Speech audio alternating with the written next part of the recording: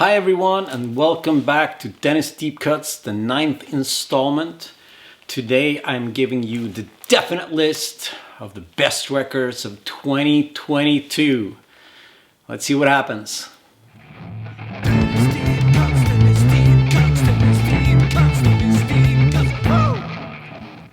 So a quick disclaimer, obviously it's not a definite list, it's my highly subjective taste that decides.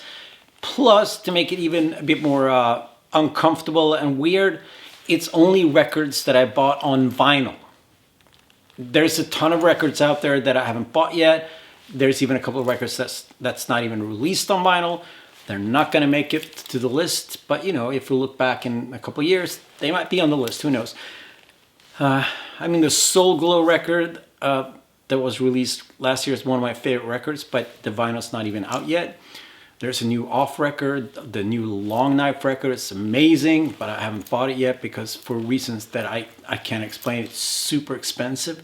The new Soul Side record. There's a whole slew of records that might make the list, but they're not here today, so they're not going to make the list. Before we continue on to my top 10 albums of the year, I'm going to show you a couple of records that I worked on that was released last year. So I'll give you a quick update. The first I want to show you is Tom Morello hit me up and asked me if I wanted to write a song for his solo record, The Atlas Underground.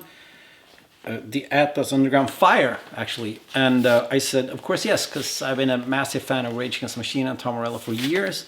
And we wrote a song, and it's called Save Our Souls. And it's pretty kick-ass, so check that out.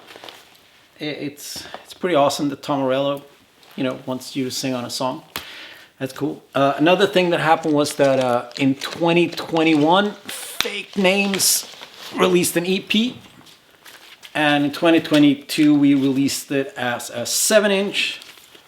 And it has 4 different colors on the lettering because of reasons that some of you might know. So check it out. It's a pretty cool 7-inch. We have a new record coming out in 2023, which is this year. That's pretty awesome.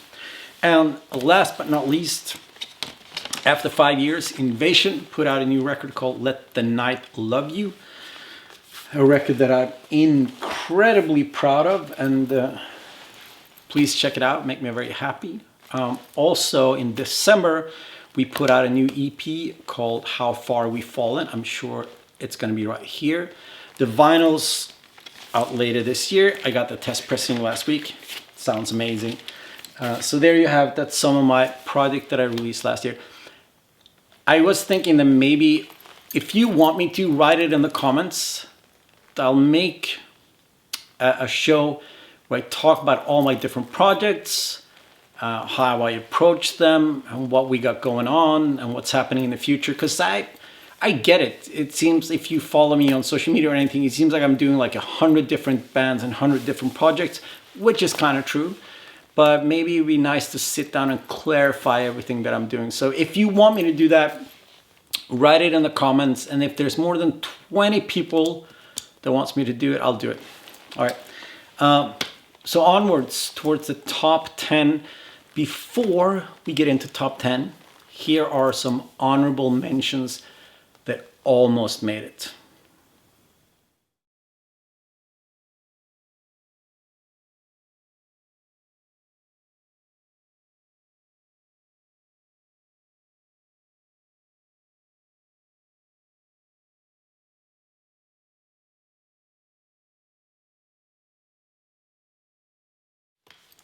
All right, let's make this happen. On number 10, we have Lotion, War in the Digital Realm. I'm not sure they're called Lotion or Lotion Multinational Corporations, maybe Lotion. They put out a record in 2019 called World Wide Web.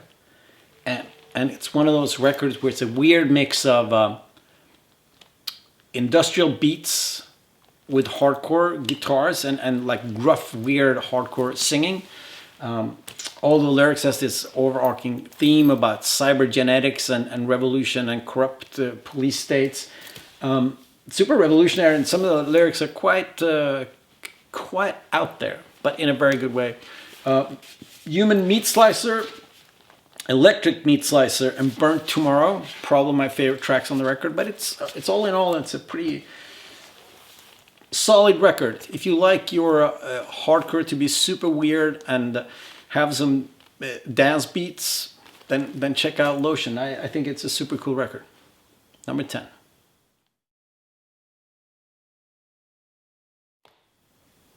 Number 9, we have the only band that made it into the list last week and into the list today, and it's Voivod with their new record Synchro Anarchy. Voivod is a Canadian prog metal band. I mean, it sounds weird when I say prog metal. I think of something completely different, but they are kind of prog metal. They're from Canada, and they've been on a tear lately. 2018 is The Wake, and 2020 is Lost Machine, and then 2022 Synchro Anarchy. They are all fantastic record. It's like, if you like Voivod, you know what it is. It's like weird, offbeat rhythms and time signatures and songs about UFOs and science fiction in general. They're super cool in this record. It reminds me a little bit of like Dimension Hetras and Angel Rat, that period of Voivod, but more of the metal side, not so much leaning on the like the Pink Floyd-esque vibe of what they were doing back in the days. I think their last 3 records are phenomenal. I think this is no exception. I'm gonna say my favorite songs are Mind Clock and Sleeves Off, but the entire record is great. If you love your metal to be quirky and weird and phenomenal, then you need to check out Voivod. They're amazing.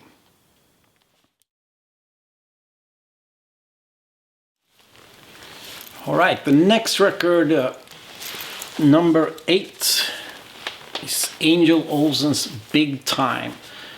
Ever since, 2014, I think, I heard Unfuck the World, and I was immediately in love with Angel Olsen and her indie rock, I would say.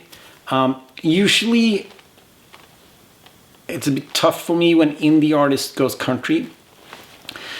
But I gotta say, first of all, it's always been there with her records. There's always been like a touch of like country music to it. And she does it seamlessly. Like, I think this record is phenomenal. There's some pedal steel guitars and maybe 1 or 2 spots where I'm like, yeah, maybe you can turn it down in the mixer or whatever. But the record is phenomenal. It's incredibly sad. It talks a lot about endings, beginnings, longings, and it seems like all the lyrics are this search for identity and purpose. But the whole record is beautiful. I was completely blown away when I actually sat down and listened to it. I read the lyrics. I'm like, oh, this is a phenomenal record. Angel Olsen has this really nice, soothing voice, and she sings about heartache and finding yourself. I think this record is phenomenal. I think my 2 favorite songs, the song Ghost On and a song called Right Now. There's a song, yeah, exactly, Right Now. They are great, and it's one of those records, it's steeped in this like almost air of hopelessness, but then towards the end with Through the Fire and Chasing the Sun, it's 2 songs that speaks of liberation and speaks of like finding your footing and finding purpose, maybe love, I'm not really sure. From start to finish, it's a super powerful record. I mean, it starts off way more country than the actual record is in itself. I mean, the production is big and massive, but not in a way that it subtracts from any of the songs or the songwriting. I just love this record. It's one of the most beautiful records of 2022, in my opinion.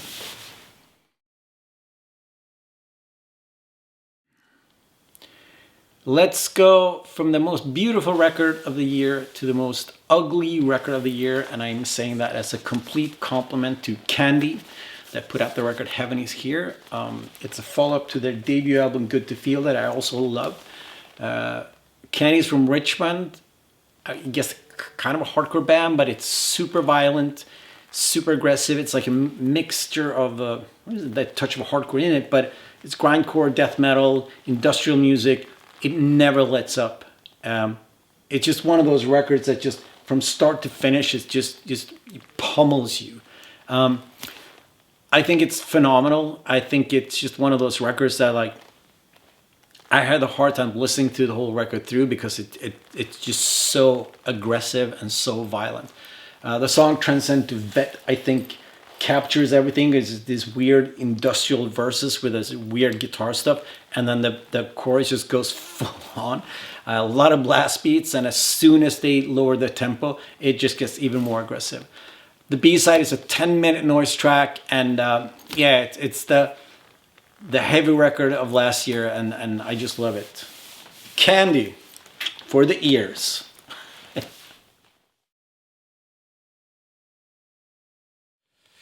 All right, number 6. What do we have here? Mars Volta with the record Mars Volta. It's the first Mars Volta record in 10 years. So it's like their comeback album. And believe me, the comeback album is not easy at all. One of these days I might do just a full episode on talking about comeback records and successful comeback records and not so successful comeback records. When you've been gone for 10 years, or in the case of Refuse, we were gone for 14 years. I think it was 16 years in between Shape and Freedom. The odds are stacked up against you. People lived with your music for 10 years or for 16 years. And, you know, to some extent, maybe it shaped them, no pun intended, or to some extent, I mean, they discovered your music and it made, you know, like at a certain time and place in their life when it was super important. And then time moves on, and for a musician, 10 years or 16 years it's such a vast amount of time that it's even hard to grasp. I mean, the person that you were 16 years ago or 10 years ago, that's not the person that you are today. You might not even like the same music, and your ideas might have changed, and there's so much in your culture, DNA, that might be different. And then you're supposed to put out a record that people, it can't be too much like the last record, and it can't be too different from the last record. So it's one of those things where it's like almost impossible to put out that comeback record and please everyone, because people will always compare it to how they felt when they heard the previous record 10 years ago or 16 years ago or 20 years ago. And you can't compete with that. I mean, we were often joking about Refuse that we could drive to everyone's house, give them a bar of gold, and people would still be upset because it wasn't what they wanted it to be. And I think that's the crux of the situation, where we've all grown and we all changed in these years, and we all have a different idea about what it is and what you are. So when I present something, someone will be like, that's not at all what I want you to do. That's not at all what I want you to be. And that's a dilemma for every creative person.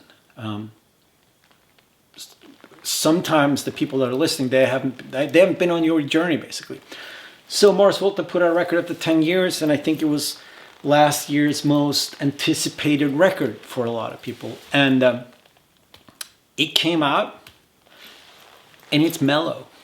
And one of the things that people love with Mars Volta is like their high energy bursts of like quirky madness and weird time signatures. And it's not really that. And I love this record. When I first put it on, I was like, yeah, it sounds fine. But I kept listening to it, and it's one of those records. It's 14 songs. I think it's all there. Everything that people loved about Mars Volta. Maybe high energy is not there as much, but the time signature, the weird, like, you know, the weird arrangements. And I feel like with every song, they're playing with texture, they're playing with instrumentation, they're playing with all these different depths of songs. and it's not just like, oh, they made a mellow record, but everything that they're doing is there's so much stuff happening, and there's 14 songs on the record. And when I first listened to it, I thought it was like 10 songs, because there's a flow where some of the songs are really short. It almost feels like sketches, but they flow into the other songs, and they make this whole record that's a record that you need to sit down and listen to. And the fact that some of the songs, I mean, they don't really sound similar, but there's a similar vibe to what's going on, makes it, maybe for some, makes it hard to discern exactly what's going on. But I think if you give the record a couple listens and you dive into what they're doing, and you kind of figure out, like, a lot of the rhythms are there, a lot of the like Latino rhythms are there, a lot of like the energy, but it's just tilted a different way. This is a phenomenal record. The song Graveyard Love and the song Vigil I think is a perfect pop song. And I've got to say, like, one of the things with Mars Volta that I was been impressed by is Cedric's range, the fact that he can sing that high. I was been a bit jealous of that, because I have no high register at all. And his voice sounds amazing. The instrumentation sounds amazing. The playing is fantastic, but it's a bit more subdued and it's a bit more relaxed, and it's not driven by guitar riffs. Maybe I should do that episode on Comeback Record. I seem to have a lot of strong opinions about it. Number 6, Mars Volta with Mars Volta. Fantastic record.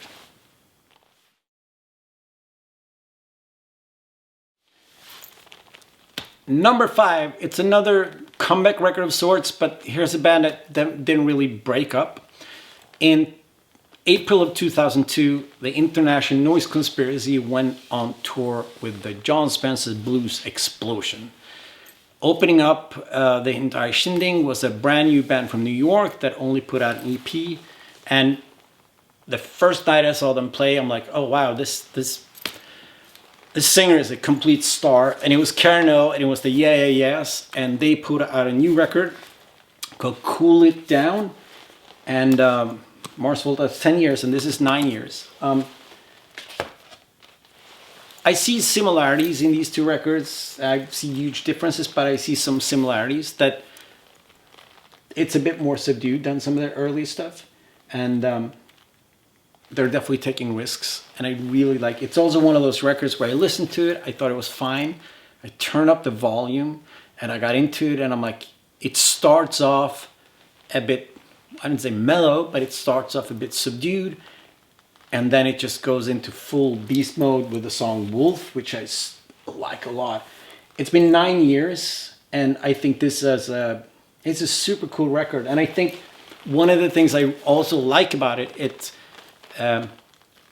8 songs, so it doesn't overstay its welcome. It's one of those records you put it on and you're like, oh, it's time to flip to the B-side already. And Carno sounds amazing. The music is amazing. There's so much going on, and every song has a different feel and different vibe to it, and it's just a really, really good record. Yeah, yeah, yes, we Cool It Down.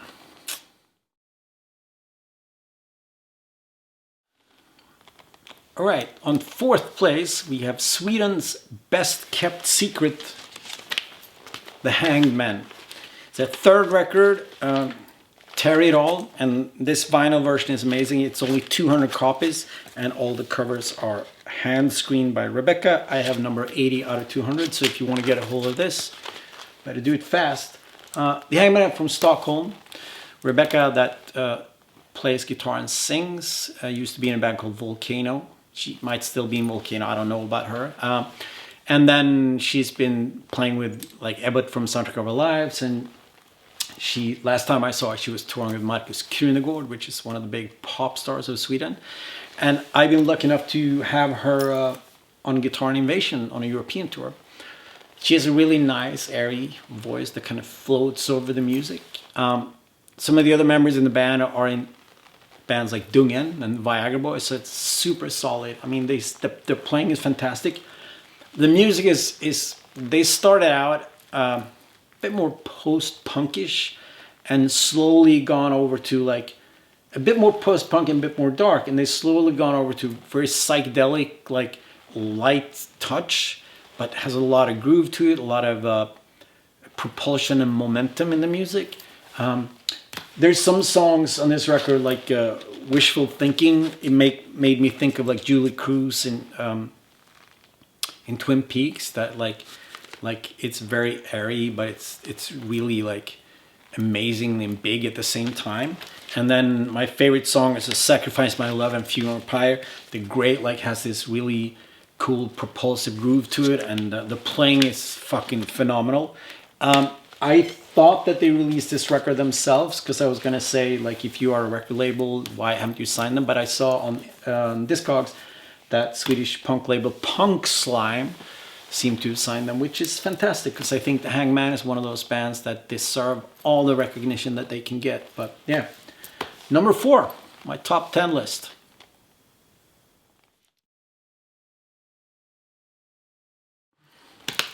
So from Sweden's best kept secret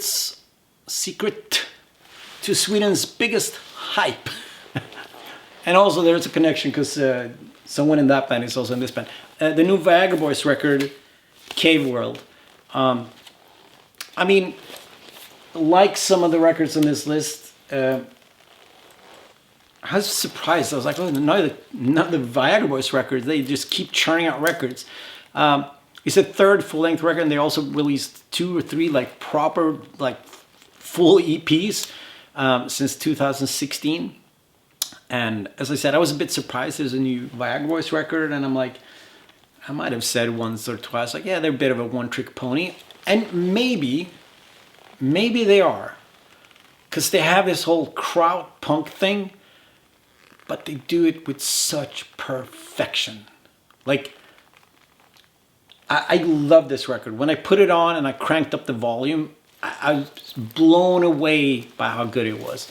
The lyrics are quite funny. Not all of them, but it's quite funny. And the beats and the grooves are enormous. Songs like Troglodyte, I can't even say that, Troglodyte, and Baby Criminal are just massive tracks. It is interesting because in ourselves, we have a tendency to be like, you never want to be the person that goes along on the hype train. But then again, sometimes people or bands are hyped because they're excellent. And Viagra Boys is definitely one of those bands that they had a lot of hype, a lot of momentum. But it's amazing. I mean, there's a reason why people really love this band. And I'm happy. I think that's a whole other issue it's not related to the music, but it's related to the fact that it's cool to see a band like Viagra Boys become popular, and they're not in their early 20s. They're not a bunch of cool, skinny, androgynous dudes. I think it's quite fascinating, because rock culture is obsessed with youth culture. And when you're obsessed with youth culture, it's hard to give people over the age of 35 basically a chance to be the new hot thing. It makes me super happy that Viagra Boys are the new hot thing, because that just makes me super happy. And super solid record. It's great. You need to check it out.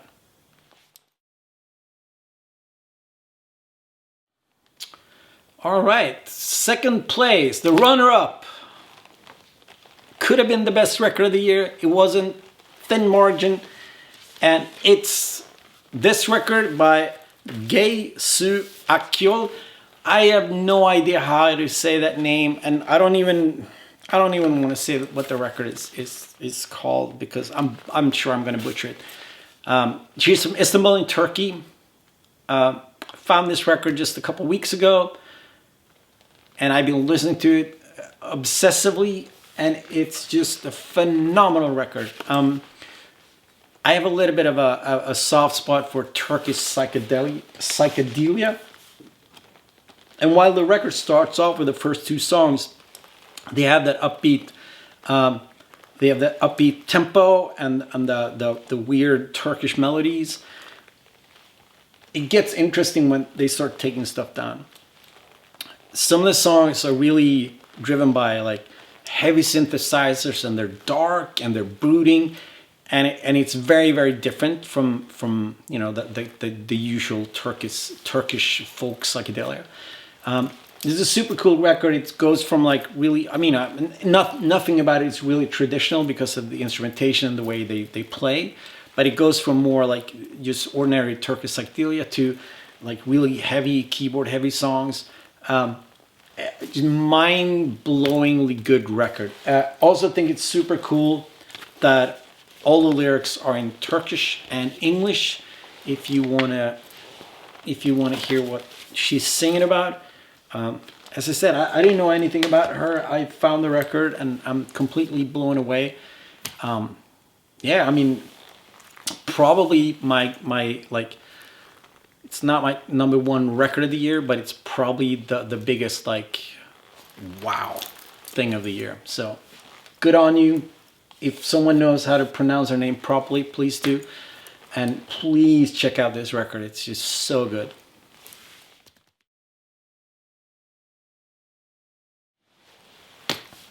The #1 record of the year, Anna von Hauswolf live at the Montreux Jazz Festival. Let's do this. Sorry, put you over here. Anna von Hauswolf has presented herself as the most interesting, innovative, and experimental voice of Sweden. I think what she does with her music and how she presents everything it's above and beyond anything else that is happening right now in music. This is a live record, and it's recorded in 2018, so it's not, I mean, the recording is not brand new, but the power of this record and how it flows seamlessly. I mean, it's only like 7 tracks, and it's just mind-blowingly good. If you don't know who she is, she started out in 2010, I think, with like more piano. She was singing, playing piano, and then she discovered the organ, and to be specific, the church organ. And this is some of the heaviest, most atmospheric, and most amazing music there is out there today. We were lucky enough, Refused brought her on tour a couple of years ago in the UK, and every night I was in awe and I was blown away by the heaviness and the dynamics of the band and her performance. Do yourself a favor and check out pretty much any of her records are worth checking out, but I was completely blown away by this one. Live recordings are difficult because it's like, you know, how do you approach a live recording and make it sound as, you know, like as interesting as you do on record? But this is perfect. I mean, the record is 10 out of 10. There's not, I would hesitate to say that, I wouldn't hesitate to say there's just not a weak second of music on this record. And yeah, I'm grateful that we have an artist like this in Sweden, and she's just phenomenal. And there you have it. My favorite record of 2022. Thank you for checking this out. What albums did I miss? What's your favorite record of last year? And you know, tell me in the comments down below so I can go spend money on it.